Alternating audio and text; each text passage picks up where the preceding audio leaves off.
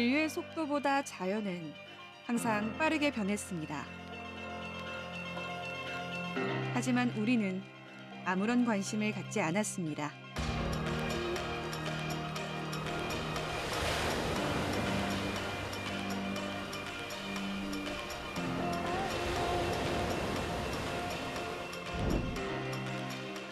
슈퍼컴퓨터로 예측한 극지방의 해류. 수백 킬로미터나 되는 거대한 물결이 요동칩니다.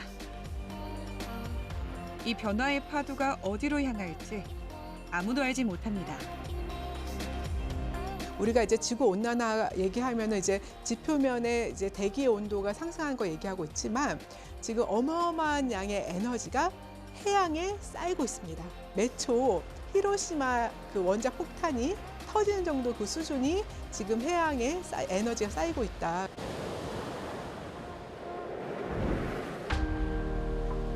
인간의 시간이 오기 전부터 지구의 균형을 맞춰온 거대한 힘. 그 중심에 바다가 있었습니다.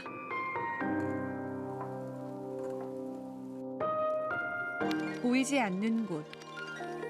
소리 없이 사라진 해조류는 경고의 시작이었습니다. Seaweed is a foundation species for marine systems. So it's not just a single factor, it's part of the ecosystem and it will have lots of other consequences other than just affecting humans. It will affect other species as well. 우리가 내뿜은 이산화탄소.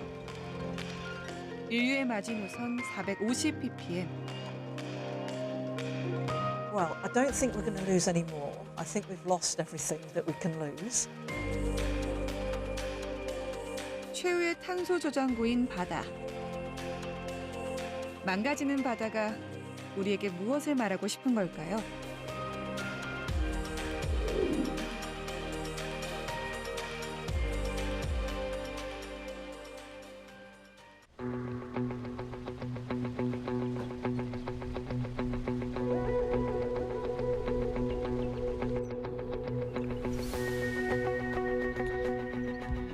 제주보다 34배나 큰 거대한 섬.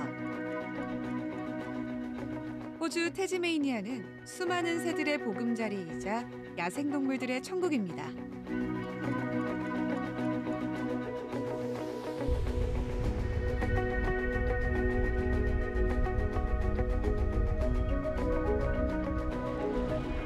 태즈메이니아의 백미는 바다 속에 감춰져 있습니다.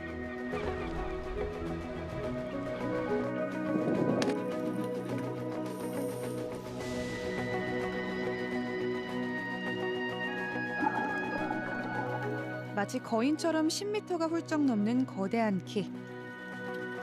자이언트 켈프, 대형 다시마입니다.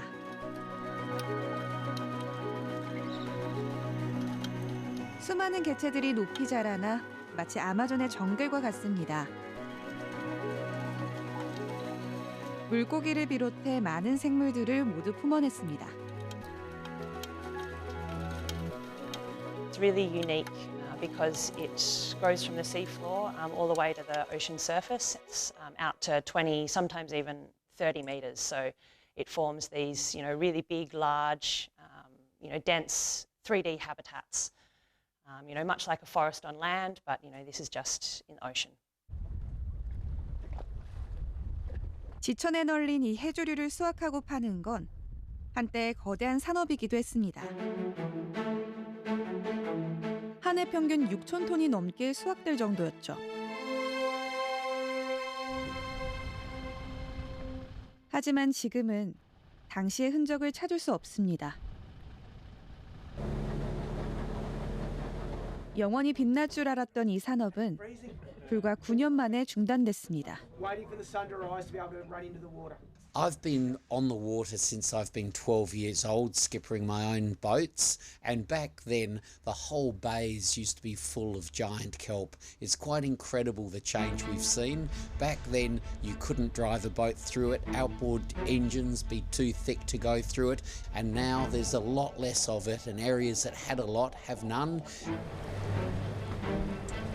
이 현상은 바이러스처럼 빠르게 번졌습니다. 위성을 통해 이 섬 전역에서 이 해조류의 분포 현황을 확인해 봤습니다. 결과는 놀라웠습니다. 불과 20년 만에 이 해조류가 거의 모든 지역에서 자취를 감췄습니다. There has been some quite severe losses of giant kelp in Tasmania, up to 95 and even 98% in some areas of the coastline. Endangered marine community by the Environmental Protection and Biodiversity Conservation Act here in Australia. 그들은 왜 사라진 걸까?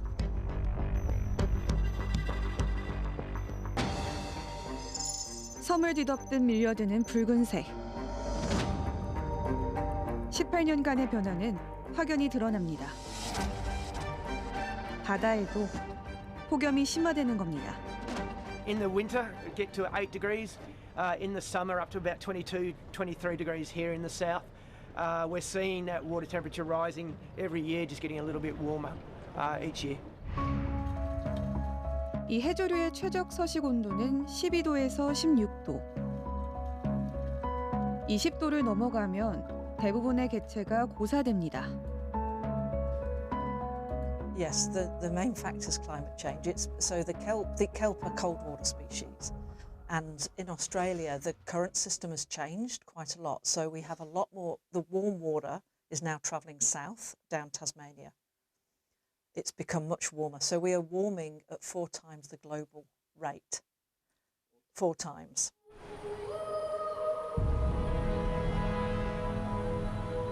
뜨거워지는 바다.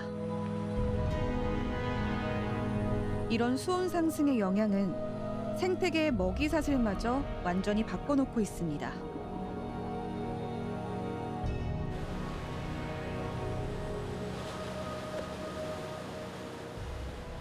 섬나라 일본.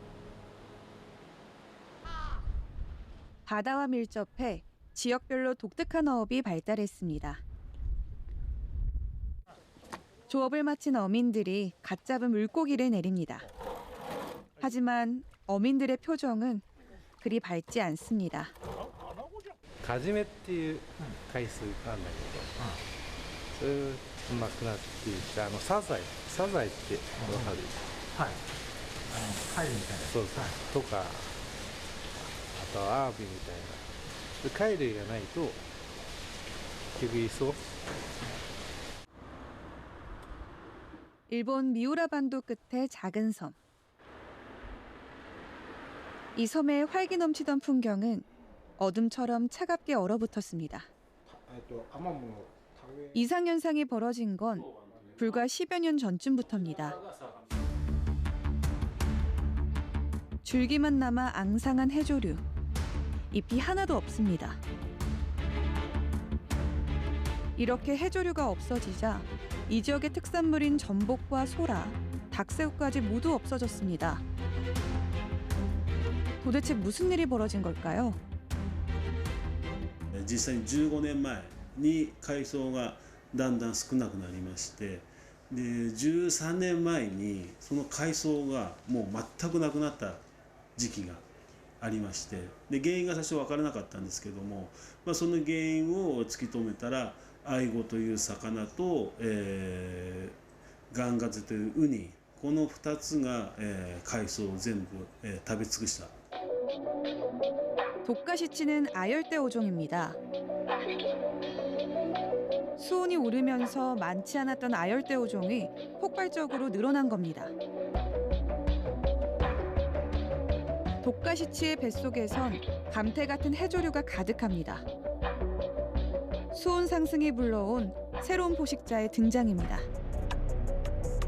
カジメがなくなるとやっぱり貝類の餌だったり、やっぱりこの中に小魚が住んでたり産卵場所だったりするので、やっぱりこれがなくなることによって、生態系が完全に壊れちゃいまして。 이런 수온 상승의 여파는 이미 전 세계에서 심화되고 있습니다. 이 변화의 주요 원인은 인간이 쏟아내는 이산화탄소 때문입니다. It's getting higher and it's highest ever before, and especially compared to pre-industrial level we know that it's reading to 420 parts per million, and that's the highest ever recorded. 이산화탄소는 대기 중에 수백 년 동안 머물며 계속 축적됩니다. 마치 지구를 덮은 보이지 않는 소미불과 같습니다.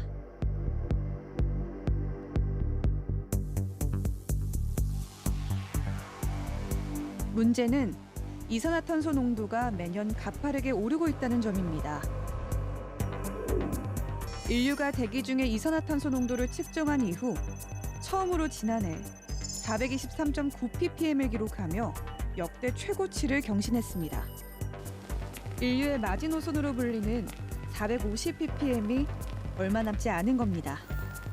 이제 450ppm을 넘어서면 2도 지구 온난화에 도달하게 될 것이다. 이 산업화 이전과 비교해서 전 지구 평균 온도가 2도 이상 증가할 것이다라고 이제 평가가 되고 있는 것이죠.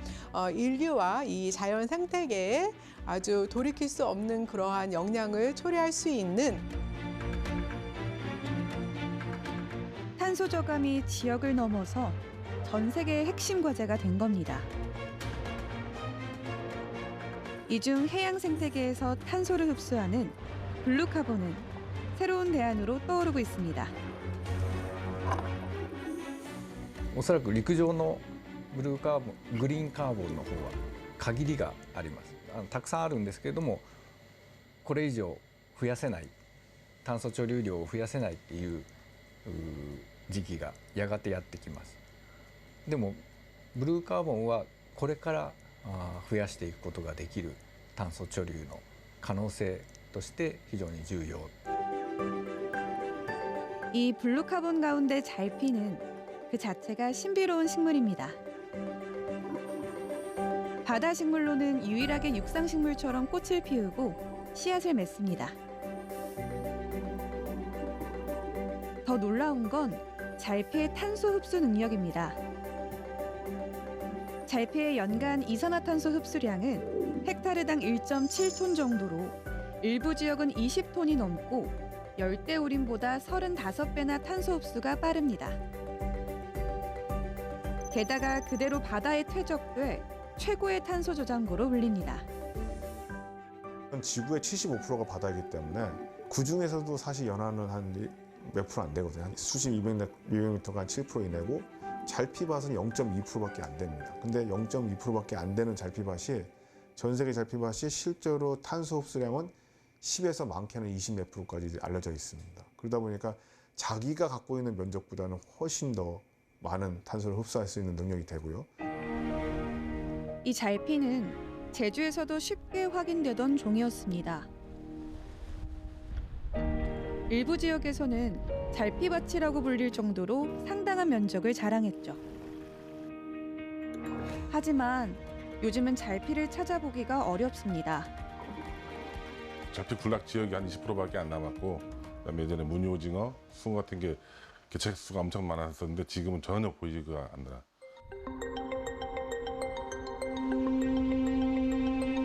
제주에서 가장 풍성했다는 잘피 자생지. 바닷속 모래밭에 잎만 겨우 남아있는 잘피들. 10년 전 촬영된 사진과 비교하면 확연한 차이를 보입니다.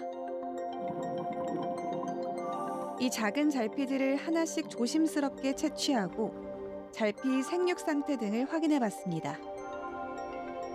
10cm 남짓의 조그만 잎. 우리가 알던 잘피가 아닙니다. 10년 넘게 잘피의 생육 상태를 분석해온 최성경 박사는 이런 상황이 놀랍기만 합니다. 예, 아주 충격적이었죠. 사실 잎 길이만 봤을 때 이번에 한 10cm 정도밖에 되지 않았거든요. 제가 10년 전에 모니터링 했을 때만 해도 잘피가 봄철에 가장 길 때는 잎 길이만 1m가 넘었고요. 가을철에 짧아진다고 해도 한 30cm, 40cm 정도를 유지하였습니다. 최근 들어선 이상현상도 가속되고 있습니다. 잘피의 잎 끝이 날카롭게 잘려 있습니다. 범인은 누굴까?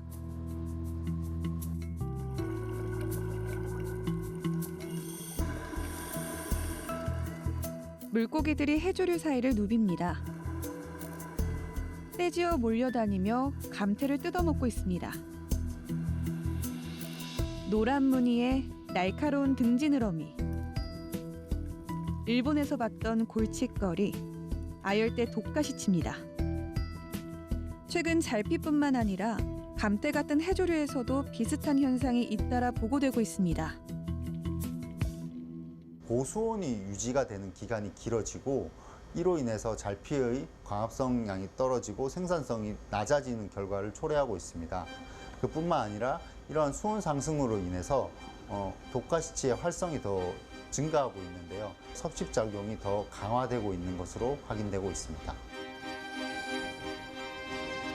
더 걱정되는 건 제주 바다에서 급격한 소멸 양상을 보이는 게 잘피뿐만이 아니라는 점입니다.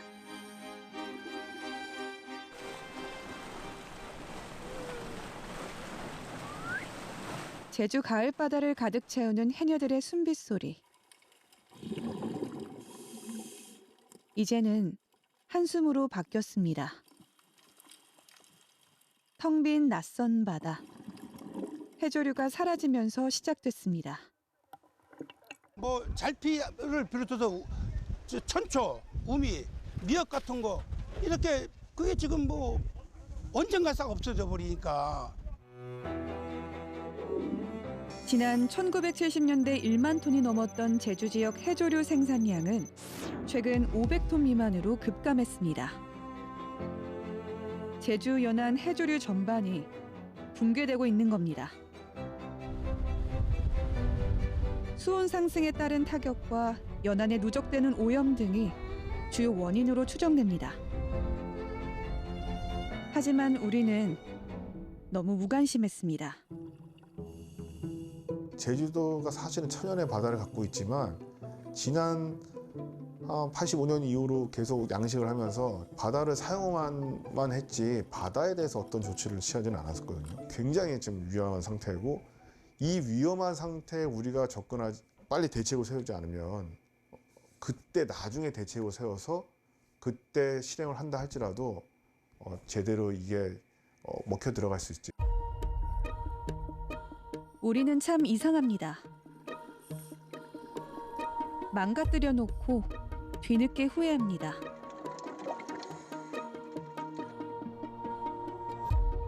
육상식물과 달리 성장 속도가 빠른 해조류는 광합성을 하며 이산화탄소를 흡수해 탄소로 저장합니다. 죽은 뒤에는 바다 퇴적층으로 내려가 탄소를 격리합니다. 이 때문에 기후변화에 관한 정부 간 협의체 IPCC는 기존 탄소 흡수원에 더해 해조류를 새로운 블루카본으로 지정하기 위한 절차에 돌입했습니다. Know already how much carbon dioxide giant kelp take up. That's very well known from the seawater. The work that we're doing, and we think the important future work, is to measure what that uptake from the water results in how much from the atmosphere. 전 세계가 탄소 저감의 가능성을 블루카본, 즉 바다에서 찾고 있습니다. 게다가 다양한 동식물들이 죽어 탄소로 쌓이는 해저 퇴적물로도 범위를 빠르게 확장하고 있습니다. 해저 퇴적물은 지구상 거대한 탄소 저장고로 알려져 있고요.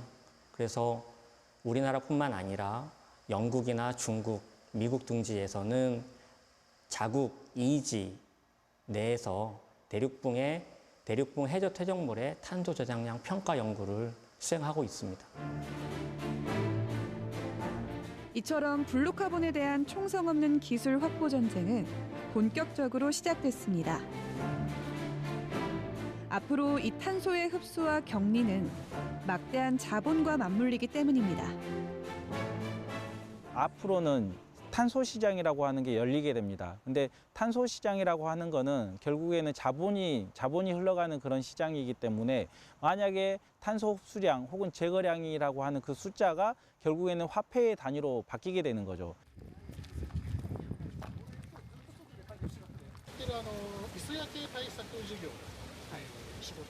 수조마다 다양한 감태들이 자라고 있습니다. 감태 복원 사업에 사용될 개체들입니다. ここでやってるのはですね、カジメの養殖をやっている水槽です。で、大体今30個ぐらい水槽があるんですけど、全部で8万株ぐらいですね、カジメを育てて、育てたものを海に展開するということをやっております。 해조류와 잘피를 먹어치우는 성게를 포악해 양배추 등 야채를 주며 키우기도 합니다. 포획한 성게까지 상품화하려는 다양한 시도입니다. 이미 일본 전역에 대한 잘피와 해조류 기초조사를 마치고 지역 특성에 맞는 복원 사업이 추진되는 겁니다. 北海道から沖縄まで日本全国のすべての海岸で、リモートセンシングと現地での調査とまた実験も含めてブルーカーボンの量を決めるということをしてで、2年前からUNFCCC のインベントリー報告の中に日本はアマモ場によるブルーカーボンいわゆる炭素蓄積量を計上しています. 하지만 바다를 복원하는 데는 많은 돈과 시간 그리고 사람이 필요합니다. 그래서 추진된 게 제이블루 크레딧이라는 제도입니다. 기업이 탄소 배출을 위해 크레딧을 구입하고 이 자금은 시민사회단체의 해양 보호 활동비로 활용하는 겁니다. まずは活動の輪を広げるっていうのが一番かなと思ってますね。バンブルークレジットっていうのがありまして、いろんなそういう活動した団体をクレジット換算カーボンのクレジット換算してそれを買い取るみたいなそういう活動をやってますね。はい。でそれを資金源にしてまたモニタリングをしたりとかですね。 이런 복원 사업이 단순히 행정의 노력만으로는 불가능하다는 것을 이미 알고 있기 때문입니다.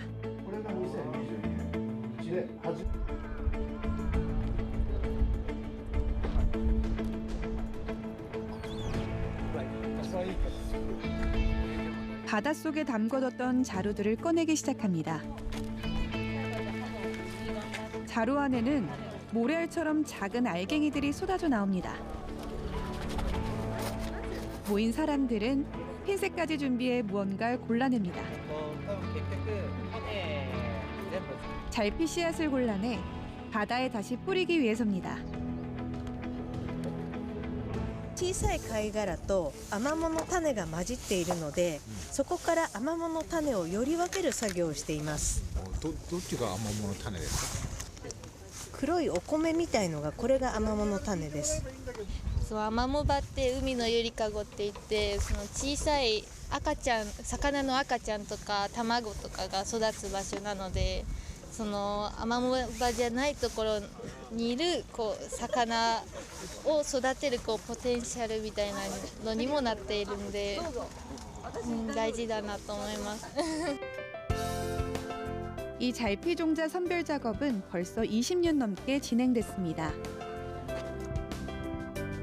이런 주민 참여형 복원은 어린 학생들에겐 살아있는 교육이, 일부 지자체에선 관광 상품으로도 활용되고 있습니다. ブルーカーボンっていうのはやっぱり日本の政府とか環境省とかそういうところが作り出した言葉なんで子どもたちにとっては確かに難しい言葉ですよね。海に森を作るってどういうことっていうことを疑問に思う子どもたちもいるかもしれないけどそういうその海に森を作ろうっていうことがイコールブルーカーボンという考え方なんだっていうことを僕らは子どもたちにも説明してます。 海に関わる関係者の方になるべく広く関わっていただくというふうなことと、こういった問題がブルーカーボンですか、地球温暖化ですとか、脱炭素ですとかそういったいろんな問題があって、その解決策の一つとしてブルーカーボンというものがあるんだということを、関係者の方、それから関係者以外の、横須賀市で言えば横須賀市民の方ですとかそういった方に広くやはり、知ってもらうというふうなことが 해조류에 대한 지속적인 관심도 중요합니다. 한 달에 한 차례 이상 이루어지는 정기 모니터링에 서식 면적과 함께 어떤 변화가 있는지 추적합니다. We usually go down, we'll measure the height of the kelp, also how many fronds there are in an individual. Yeah. And we'll also go through, and we do count the number of individuals in a sort of predefined area. So a lot of these areas are still quite sort of small bands of reef. 또 높아진 수온에 맞는 신품종 개발도 추진되고 있습니다. 해조류의 서식 변화와 주변 생물의 전반적인 영향까지 확인하는 겁니다. Have developed a new warm water tolerant species of the kelp, and the aim was to test it out to see what depth it likes to grow at, how close it can be from shore, if it's going to survive the big storms and rough weather, and what kind of food it needs, if it needs more nitrogen, if it needs more phosphorus. 이런 기초조사는 성과가 한눈에 드러나진 않지만 데이터가 쌓일수록 복원 가능성을 높이는 원동력이 됩니다. There are, we're also learning a lot, like at some sites. We haven't had much success, but yeah, these have been really important in helping us to understand, when's a good time to outplant, what sites are best, and just sort of, learning along the way. 단순히 탄소 흡수에 주목하기보다 가장 중요한 건 해양 생태계 회복, 호주 블루카본 정책의 핵심입니다. So I think here in Tasmania and Australia, the restoration is largely about biodiversity. So when we have a giant kelp forest, it has a lot more diversity. So that carbon is feeding all the fish and the abalone and the urchins. And when we lose that kelp and the carbon, the food, we lose the ecosystems that go with it. So that's why we want to restore. 하지만 제주는 어떨까? 지난 2018년 기준 제주의 온실가스 배출량은 439만 톤. 오는 2030년까지 35%를 줄인다는 계획입니다. 하지만 탄소 흡수원 확충을 위한 12개 세부 사업을 보면 바다와 연계된 건 해중림 조성 사업 하나뿐입니다. 결국 제주의 탄소 정책은 바다를 외면하고 있는 겁니다. 우리나라의 모든 정책들이 3년, 5년, 2년 뭐 이렇게 짧게 끊는다 보니까 어느 정도 뭘 하다가 완성되진 않지만 이제 체계를 갖출 때 이제 없어지는 거예요. 그러면 어떻게 되느냐? 안 한 거랑 똑같은 현상들이 벌어지는 거죠. 더 오랫동안 해야 됩니다. 예를 들어서 미국 같은 경우는 뭐 잘피 이식을 20년, 30년 동안 했고, 일본은 잘피의 전체 분포도를 측정하기 위해서 100년 프로젝트를 세웠거든요. 제주에서 블루카본을 확대하기는 어려울까? 오히려 사면이 바다인 제주는 가능성이 충분합니다. 최근 제주 연안과 이어도에서 국내 첫 연구가 시작됐습니다. 장비를 이용해 수심 100m 아래 해저 밑바닥에 있던 퇴적물을 꺼냅니다.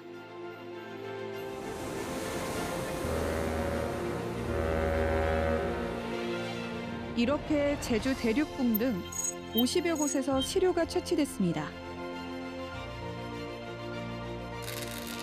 이 퇴적물을 분석을 통해 제주 해저 퇴적물의 탄소 저장량이 얼마나 되는지 확인하게 됩니다.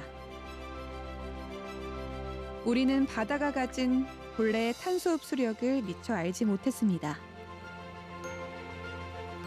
아주 광활한 해역이 있는데 이 해역에서 퇴적물의 탄소가 얼마큼 저장되어 있는지 뿐만 아니라 연안 습지에서도 탄소가 얼만큼 퇴적물에 저장되어 있는지에 대한 연구가 아직 미미한 실정이고요. 어차피 변화를 막을 수 없는데 이 변화를 얼마만큼 늦춰서 시간을 확보하고 우리가 이 변화된 기후에 적응할 수 있는지를 그 시간을 확보하는 게 우리의 첫 번째 과제라고 생각합니다.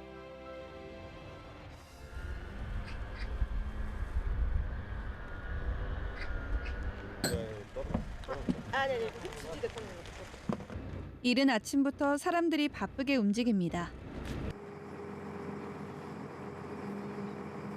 제주 자생 해조류가 얼마나 탄소를 흡수할 수 있는지 조사하기 위해서입니다.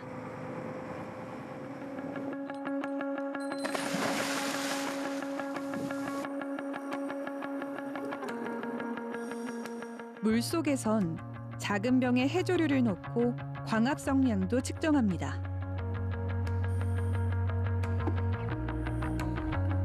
이것이 우리에게 남은 마지막 기회일지도 모릅니다.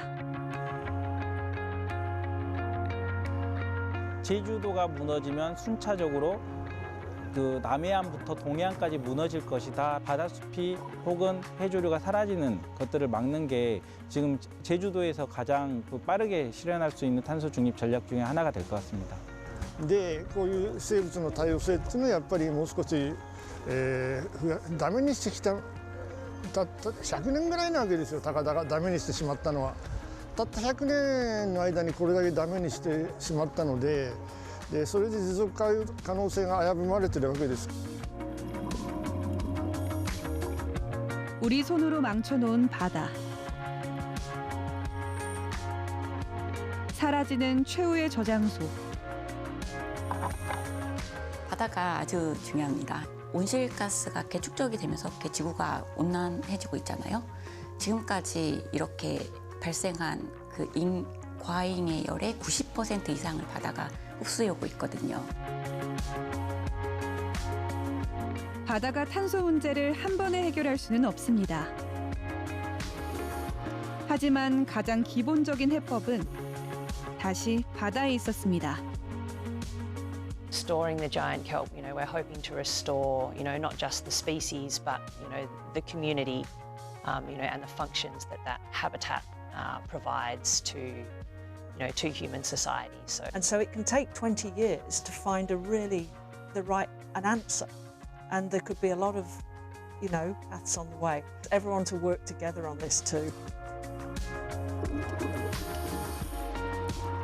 바다는 우리에게 회복과 공존을 외치고 있었습니다.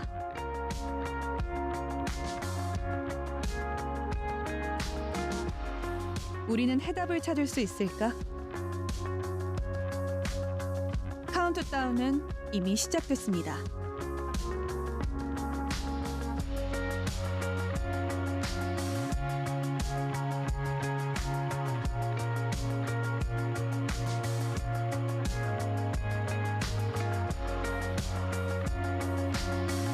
This is a critical time to see this.